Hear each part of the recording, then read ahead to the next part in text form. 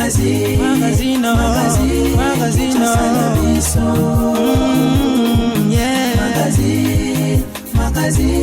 Kinshasa na biso. Réalité ya banaki. Réalité ya banaki. Réalité ya banaki no. Bon début de semaine na mabota na bino esenga koyeba ke boze ebele pona ko s'informer na nzela ya KNB News o ezala toujours na pona ko informer bino édition ya lelo ebandi tika to fungola yango na remise et reprise ya ba comité de gestion ya ba université publique o esalemaki mokolo ya lelo ndenge ye moko ministre échu alakaki yango bolanda ezalaki ndenge. Sumaya harmonisation de vie na premier ministre et enseignement supérieur et universitaire Moindo Nzangi a fixé opinion par rapport à calendrier à remise et reprise. On a ba membre ya ba comité de gestion ya ba institut supérieur topé ba université au bazar qui concerné na oetali bongo changement ya ba administration na bango. D'après calendrier rendu public na directeur ya cabinet ya ministre ya ESU ba établissement nyonso ya Kinshasa ko effectuer remise pe reprise na bango le lundi 7 mars 2022 pe mokolo ya mardi 8 mars 2022 ezali bongo Université pédagogique nationale UPEN na Mokuse, Institut supérieur pédagogique ISP Gombe na Mokuse, Institut facultaire des sciences et d'information de la communication IFASIC na Mokuse, Institut supérieur des commerces ISC Gombe na Mokuse, Institut supérieur technique appliqué ISTA na Mokuse, Institut supérieur de technique médicale ISTEM, ISAM Peba Institut bongo na bongo. Na oetali établissement public ya ba province cérémonie à remise et reprise et Salema le jour d'après soit le 8 mars prochain. Ba université pe ba institut supérieur concerné notamment Université de Lubumbashi, Inulu, UKV de Goma, une école de Lualaba, ISTEM Pimo de Mongala, Inikis de Chopo, ISTEM Yakisangani na Chopo pe nyonso wana. Tobo sanateko sima ya boyokani entre bac syndical ya enseignant pe gouvernement congolais bakou ezali ko reprendre na ba université nyonso public déjà Nicolo ezali ko ya selon université na université oyo bazali déjà ko bonga pona ko pesa bakou pour que année académique oyo ezala sauver Kinshasa et l'équipe partout. Conflit russe-Ukraine, gouvernement congolais a l'acquis qu'on rapatrié ba étudiants congolais au bakimaki guerre nangambo ya Pologne selon ministre de la communication et médias a talissi que plus de 500 étudiants bakatisa ki nangambo wana pona ko trouver refuge kasi ba pesi bango kaka 30 jours pour que ba libérer topé bazonga na bamboka na bango kasi ministre ya ba affaires étrangères a l'acquis que nyon se ko salema na délai wana pour que Balamboka ba retrouver Mboka Congo reportage. Autorité congolaise ba bengami ko salambango ko accélérer rapatriement ya ba compatriotes o bazwami na Pologne simana bango ko kima guerre na Ukraine. Yango ezalaki na ouf de soulagement des gouvernements congolais annoncé biso vendredi dernier arrivé na Pologne près de 533 ressortissants congolais o bazalaki na kati ya Ukraine. Simana bango ko franchir frontière ya mboka ubisika bitumba ezali pona kokima plus d'une semaine ya affrontement armé. Délégation congolaise au bakomaki na Pologne grâce ya ba négociation ya gouvernement congolais bango bazali ko bénéficier ya séjour moko temporaire ya 30 jours en attendant retour na bango en mboka Congo. Attentif na sort et ba compatriotes résidant en Ukraine, vice-premier ministre congolais en charge des affaires étrangères à Brossaki situation lors de la réunion hebdomadaire et conseil de ministres vendredi 4 mars dernier. Christophe Lutundula a lobaki que ba démarche ezali ko salema na plan diplomatique pour na ba action ezala mener jusque là pour na koya en aide na ba congolais nyonso o bazalaki na Ukraine déjà. Plus d'une moitié bazwami déjà na Pologne bakatisa ki frontière pona kokende ko bata makasi ezali temporaire pesi bango kaka 30 jours ya séjour. Il faut que gouvernement congolais asala nyonso pona kozongisa bango na mabele ya Congo.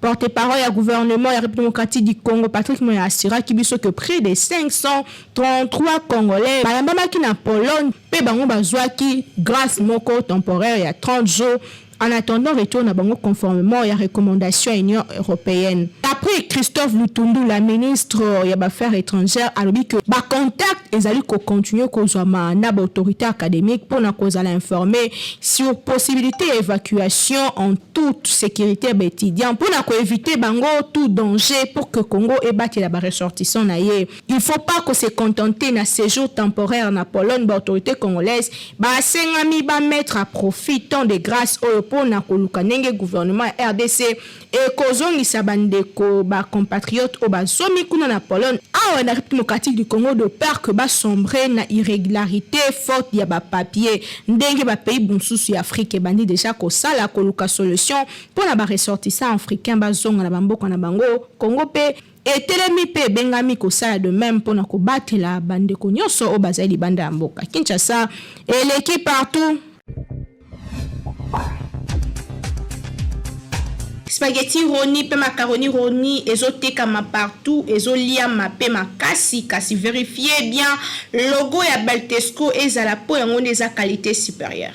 Bayeli susu bango banani société Beltesco toujours ndenge amesana ko sunga population congolaise sikoyo ayeli bino eloko ya motuya tunanga nini ezali bongo spaghetti roni oyo bozali komona ndenge bazali ko présenter biso yango awa ezali produit moko kitoko makasi okoki kolia yango na biloko nyonso oyo olingi Thomson soso viande ya lolenge nyonso tope madesu oyo na Kinshasa tobengaka madeblo oza mobimba bana mikolo tout le monde akozala d'accord na spaghetti oyo roni esengeli koyeba ke pâte alimentaire oyo esalemi na semoule de blé ezali na elengi pe guna ndenge ya kosakana te kasi babosani bino te baye nyonso oyo pe baza batu ya ba nostalgie balela ba macaroni Beltesco acheli bino pe lisusu macaroni roni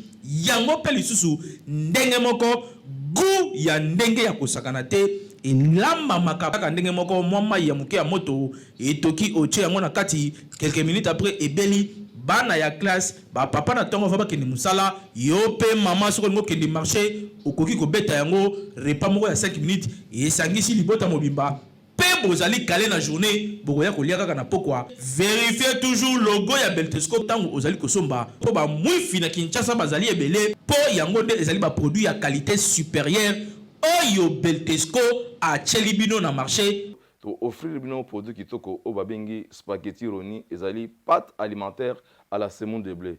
Pâte alimentaire à la semoule de blé oyo ezali kaka spaghetti roni oyo esengeli ko lesama na mabota na biso maman responsable papa responsable ba étudiant ba coopérant spaghetti ezali kaka moko ezali spaghetti roni oyo ezali la qualité supérieure oyo spaghetti oyo baleka ngo partout to zali na produit mususu babengi ya kitoko makasi babengi macaroni ya Beltesco en tout cas ngala benga ngo kima kinkaka ezala petite ya consommation na bino mikolo nyonso ya kolia macaroni roni na spaghetti roni po ezali biloko oyo ezali kotonga nzoto ezali kopesa biso nzoto makasi po toyeba ko vivre longtemps na mokili ezali cadeau signé Beltesco mwana mama yebela pona kolia biloko ya qualité il faut toujours Beltesco po yende akanga Kinshasa République démocratique du Congo mobimba uta batango ebele autre bakite tolobi Kinshasa et l'équipe partout.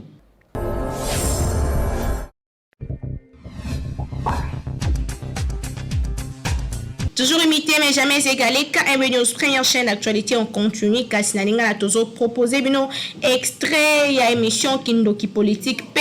Ba extrait ya émission Bitambola Tamboleza déjà en ligne na chaîne YouTube na biso kobo sanate ko s'abonner. Par rapport à façon dont ko kanisa. Ozomon le lenge ko kanisa ba politicienne ndenge to benga bana Congo la plupart ils allaient mabe. Je donne un exemple. Vous savez que dans 5 ans, tout ça a la bonne volonté de aligner Moka. Il peut mieux faire.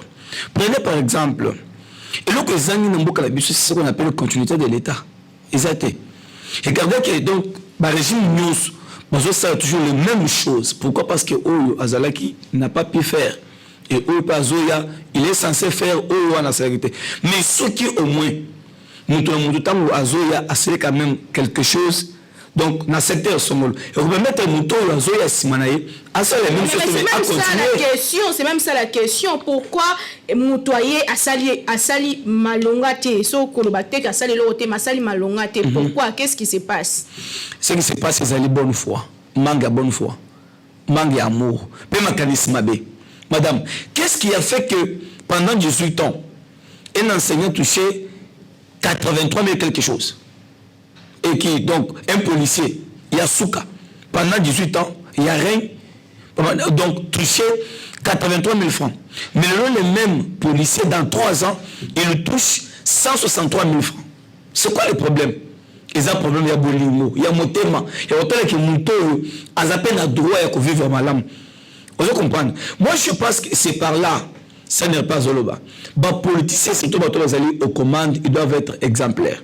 Il faut que le salaire n'a pas à combien? Il faut que le salaire à combien? Donc, impôt, madame. Et ils sont censés foutre impôt dans la caméra pour que la ndunga qui est à la mission, tu fous un impôt. Et nous, les gars, nous obligés que le petit peuple paye les impôts. Au moins, au bino, c'est le maï, courant, il y a au fait, vous raté. C'est quoi cette histoire? Donc, c'est ce qui a tué le pays. Parce que tant que Félix a causé la tête, après, quoi donc, c'est des mandats. Je pense que Mouto a Koya, on a un problème de gratuité. Il peut aussi tenter d'améliorer encore davantage. Mais on a un problème avec une non-gratuité d'enseignement, quoi donc, de base, et ça va dans Congo, parce que déjà, quand même, ça va les fondements. C'est ce qui nous a manqué depuis longtemps. Donc, ceux qui battent aussi, tous les ministres, dans le secteur, dans le effort, il y a continuité à l'État, madame. Je pense que Congo, vous en avez un problème, il y a 5 ans, mandat, 7 ans, au salaire 5 ans, 2 ans, donc en tant que ministre, une année, mais au moins les gens peuvent voir quand même que tu as laissé des traces. Bandana Botama, Nayo, qui est un pays, Mogoboy, Bitumba Ezali, président a porté quand même un secours. Ceux qui sont ministres affaires étrangères à Tindi, Ezali, chef de l'État. Il y a mon trapé à instruire parce que quand on a Bitumba Makasi, mais premier, il faut Bandana Botama. Nambulo nazana on mibu nazana ngomo na ke ba porter ba congolais na bitumba ne fiske 1+ et puis bande wana ba bengi biso na KMB News c'est que balanda biso ba lobi ba zokumisa mona mboka fachi beton ku chapo na yenga na loba ya malamu na koloba ezate ke soki fachi sa ino be na koloba tete po ba élection bi fait salama mais na lobi par rapport ndekona parce que na Ukraine kuna bozoka makamnezo le kana bitumba wana nde puchina obeta biloko na soki ovandi kaka bo soki abeti bo pulu bimio même on a que Congolais zui ba substance na ba soulager c'est que baza na cœur na fachu béton et ça peut malamu kozoka mona mboka na tête ya mboka na pesi merci na gouvernement ya Sama Lukonde. Tolobiango comme qui les ont célébré la journée mondiale contre l'endométriose. Ezali bongo maladie o esimbaka mingi ba maman surtout que toza na mois de la femme parmi ba symptômes nango tokuti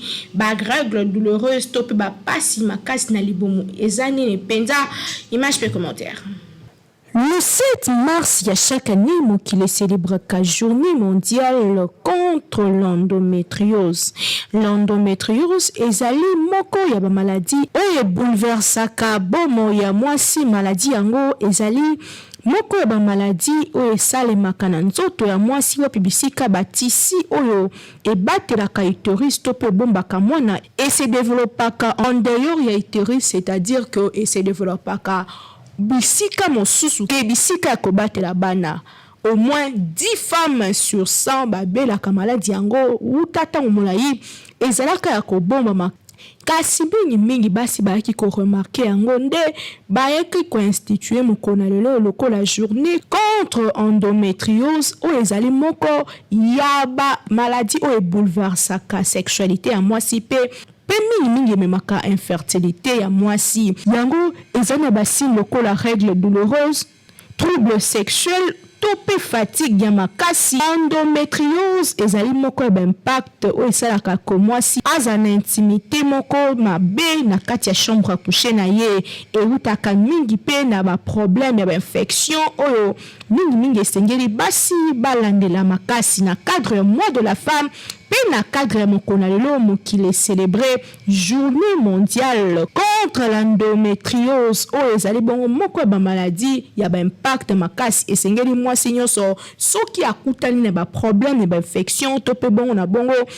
akima mbango komona monganga kasi mingi abatela pe intimité na ye babiloko na ye nyonso intimité esengeli ezala très propre mwasi nyonso esengeli abatela environnement na ye mpona koevite baproblème ba maladie bongo na bongo kasi soki déjà oza attente to pozwi maladie kimambango komona gynécologue pour ke alakisa yo lolenge nini okosala adiagnostike yo pe apesa yo kisi lolenge esengeli mpo nzoto ya mwasi ezali komplike kasi kozwa soin na yango ezali koépargner na makambo ebele journée ya lelo ezali moko ya bajournée de prise de conscience surtout na bajeune fille koyeba ndenge nini kobatela babans intime na yo ezali kosimba na intimité na yo mpo kolobi oza na baproblème mingi te Kinshasa eleki partout. Dans cette édition à la sport, lors il y a conseil des ministres Salemaki vendredi dernier, ministre ya sport a présenté qui feuille de route naie pour un projet sportif moko a dénommé un objectif 2024. Image et commentaire. Ministre ya sport Serge Konde a présenté qui au cours du conseil de ministres au Salemaki vendredi 4 mars dernier projet sportif objectif 2024. Ministre ya sport et loisirs a Salemaki d'abord point sur préparatif ya match au opposé ba Léopard ya République démocratique du Congo na ba Lyon ya Maroc na cadre éliminatoire ya Coupe du monde Qatar 2022. Puis par la suite a présenté qui na conseil projet objectif 2024 pour résumer série d'actions et gouvernement na secteur et à période allant de 2022 à 2024. A expliqué que la grande ligne ambitieuse fait de route yango où ils allaient viser ko canaliser ba effort ya gouvernement sur 12 disciplines sportives ils allaient bongo football, basketball, handball, volleyball, judo, karaté, boxe, tennis, lutte, tennis de table. Objectif poursuivi na cadre yango ezali ko préparer ba champion na ko lancer développement ya sport congolais na environnement moderne o ezali bongo aseni. Ministre ya sport pe loisir a précisé que choix na ye ezali ko exclure ba discipline mosusu te o ezali prise en charge déjà na l'état kasi ezali ko coïncider na vision na ye ya kosala na makambo ndenge expliquer ki Atelsaki ezali na ba sport, il y a solidarité local en handi sport, pe sport de prestige tel que golf, topé les sous cyclisme, où ezali ko contribuer makasi na ko vendre image ya mboka na biso libanda ya mboka. Ba jeu congolais prévu lors ya vacances ya Pâques na avril 2022 yango et kozala point de départ, il y a action où ko fongola makasi action pour na ko découvrir sélection ya ba talent au bazali na kati ya République démocratique du Congo. Ministre sport azali déterminé à kofongola sport ya mboka na biso pour que mboka na biso ezala mieux représenté dans l'espace mondial. Kinshasa et l'équipe partout. Ezaki édition le 7 mars 2022 on azaki nesengo présenter les bino na sima caméra tuzaki na Hervé Zaka régie et simamaki na Timothée Kaembe réalisation Topé supervision ezalaki ya héritier Lukonji toujours la coordination ya grand lieu à communication Jimou Kendinga na bindo kutani très prochainement na souci moko ya ko servir bino tika ete topé sa mois ya mars malamu topé mois de la femme kitoko na basi nyonso République démocratique du Congo to kutani lobby pona osala même osalande to sala bino toujours awa kimena mbota na bino